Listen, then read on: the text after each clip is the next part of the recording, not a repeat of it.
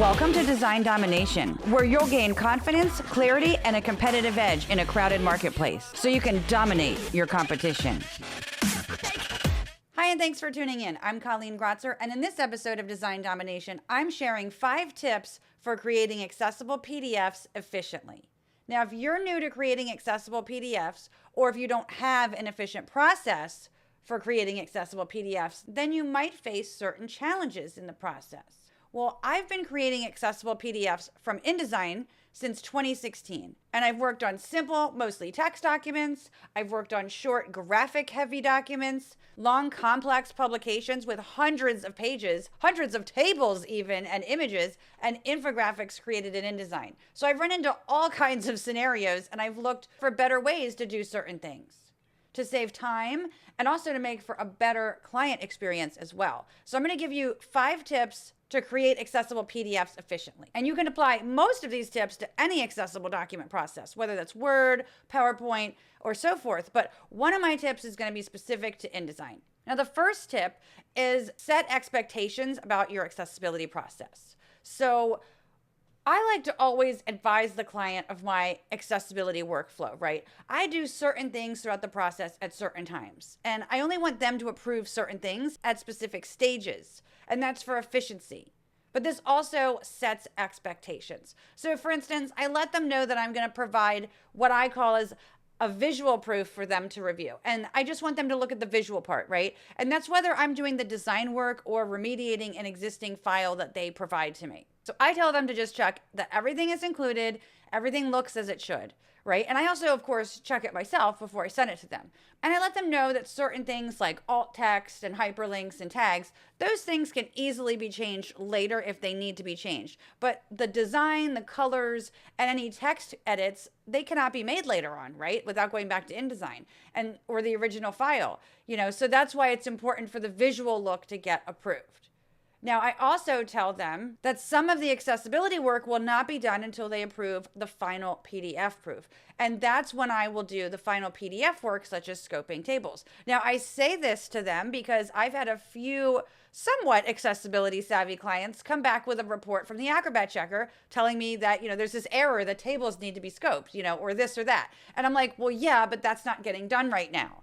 And I'm aware of it, but it's just not getting done right now. So I just reiterate, I'm not going to do any PDF work until the PDF has been approved, and I know I don't have to go back to InDesign. I mean, we're talking about it needs to be a final.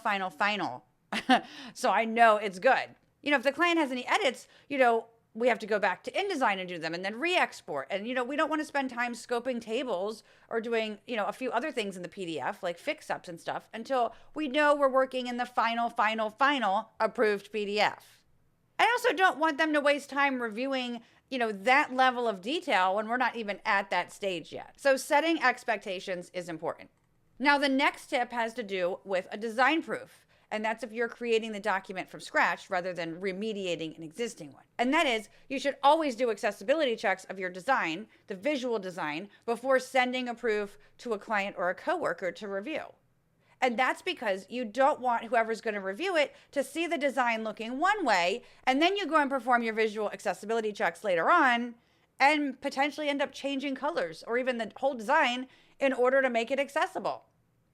There are so many problems that can occur if you don't do this in the beginning of the process, okay? So first off, you might end up having to revisit the design process. Like I said, you might end up having to change the design. So then you're revisiting the design process, and that means additional time might have to be added to the production schedule, right? And then your client or your place of work, they're not gonna be happy about that, right? Time is money. And second, if you have to change colors in a design to something totally different, or you have to lighten or darken the colors to make them visually accessible. Heck, you might even end up changing the design a bit to get it to have the look and feel that you want it to have and maybe not be so heavy on a certain color. And that would also mean that you need to send out yet another proof for review.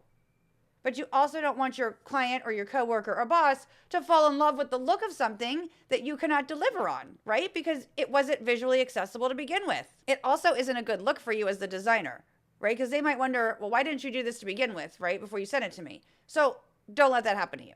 Now, the next tip involves checking alt text. And this one is specific to InDesign. Now, when it comes to alt text, a client or a coworker will likely need to review the alt text on images in the document to make sure the alt text is correct and that the right alt text is on the right images, right? This is especially the case if you write any alt text or you modify any of it. Now, sure, you could tell them to go hover over every image in the PDF in Acrobat, and look at the tooltips that appear, but that isn't totally reliable because the alt text doesn't always appear when you do that. Like if an image is layered under another one, for instance. So in that case, you could only see the alt text of the image on the top layer.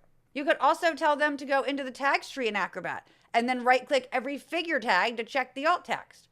But that would be super time consuming and tedious.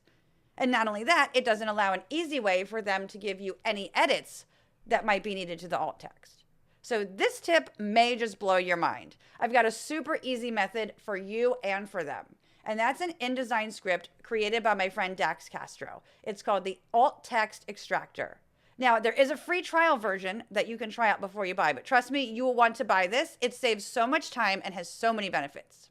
Let me show you where to install it and how it works. So you're just going to copy the script over to InDesign Scripts folder, which is, you're going to go Scripts, then Scripts panel, and then in Samples, and then JavaScript.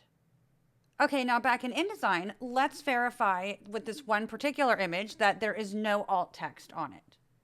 So we'll right-click or control-click the image, and then under Alt Text Source, Custom, we see that that's empty. There's no alt text. Okay, so now to run the script, we'll go to Utilities, Scripts, Application, Samples, JavaScript, and then select the script. Just double-click it. Okay, and then it tells us that the file was saved into the same folder where the InDesign document is. And then we need to open the file in Excel. So it's a TXT file, but we need to open it in Excel.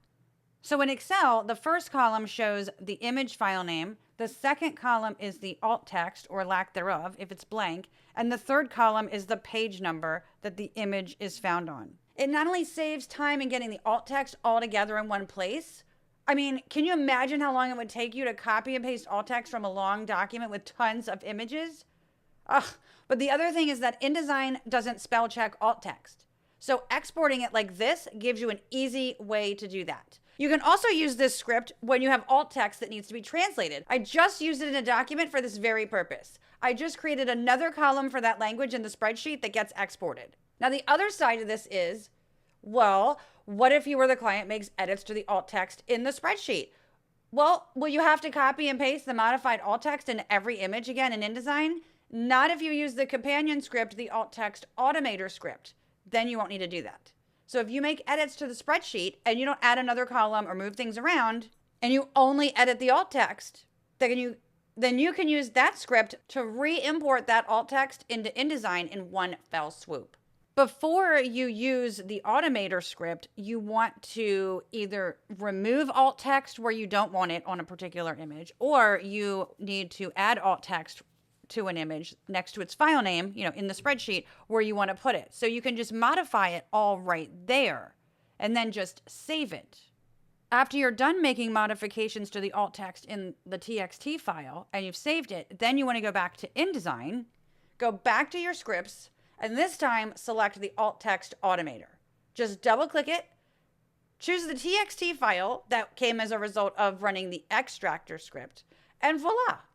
Now you can check that it worked by going to any of the images that you adjusted alt text for in the spreadsheet and right or control clicking and going to object export options and seeing the alt text there. Now I said earlier you can add another column for another language if you have alt text that needs to be translated. You'd need to remove one of those columns though to import the alt text properly. So you'd want to save a copy of the spreadsheet that contains one or more languages, and then use a copy of that spreadsheet that contains a single language where you're going to import all of that information. So let's say you have a document with 2 languages, right? You would need to do 1 import per language. Save yourself time and hassle and just get these scripts. They will more than pay for themselves in one use, and you will thank me later. Now, my next tip is to send the client a final or a final PDF proof to review before you do any work in the PDF, right? Because you shouldn't be working in the PDF if there's a chance that you're going to have to go back and re-export the PDF from InDesign and then redo it again, right? That's not efficient. So I always tell them not to go and run any accessibility checkers yet because it's going to flag some things at that stage in the process. Now, the other reason for sending a proof is to make sure that the file size and the quality of the images, like the resolution in particular, that that's all acceptable to them. And that's because I've had clients with certain restrictions on file sizes. One client had restrictions that all PDFs could be a max of 15 megabytes. Other clients have said it just needs to be small enough to email. And yet other clients want the images to be really sharp and the file size is not an issue to them. This can especially be an issue when you have longer documents with images, but also with short documents with lots of graphics. Now, my final tip is to do all of the necessary PDF work only after that final PDF was approved. Also, I prefer to work from that same PDF that got approved too, because I know it's, the right file size and that they approved that exact file, how it looked, the size, image quality, etc. Now, I have a bonus tip for you, and that is to check the PDF that you worked on against the PDF that they approved to make sure that they match from a visual standpoint. And I always keep a copy, even if I work on that same PDF, I always keep a copy so I can refer back to what they actually approved. And I say this because I've seen really weird things happen. And it's rare, but things can happen. I once noticed, for instance, after running an Acrobat pre-flight fix-up, that a rule on the page had disappeared in the PDF. I mean, its existence was completely gone from anywhere in the PDF, and I had to re-add that. At a couple of times, I've had to reorder images or text after working in the PDF because it affected the look of things. Like there was text that was hidden under an image, or there was an effect on an image that looked different. Okay, so there you have it, my tips for a smoother, accessible document workflow. Now, if you want to get the full process for creating PDFs from InDesign, including understanding different types of disabilities, how to talk about accessibility, what to do in InDesign step by step, what to do in the PDF, and then how to test it, then check out my accessible PDFs from InDesign course. You can get all the details at creative-boost.com/InDesign course.